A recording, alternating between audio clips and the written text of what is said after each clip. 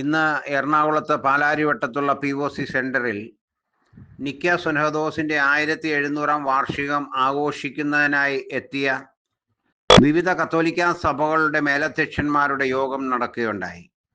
ഉച്ചയ്ക്ക് 2:30 മണി മുതൽ 4 മണി വരെയായിരുന്നു ആ യോഗം. ആ യോഗത്തിന് എത്തിയ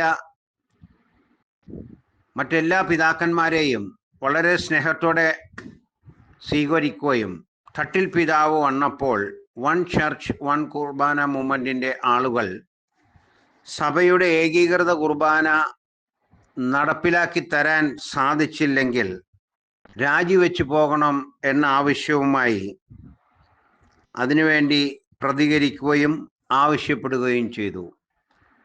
തട്ടിൽ പിതാവ് തിരിഞ്ഞു പോലും നോക്കാതെ മീറ്റിംഗ് ഹാളിലേക്ക് കയറിപ്പോയി. വിശ്വാസികൾ ഈ ആവശ്യം ഇനി തുടർന്നും ഈ പിതാവ് എവിടെ വന്നാലും പ്രതികരിക്കും എന്ന് ഘോഷങ്ങൾ മുഴക്കി പിരിഞ്ഞു പോന്നു.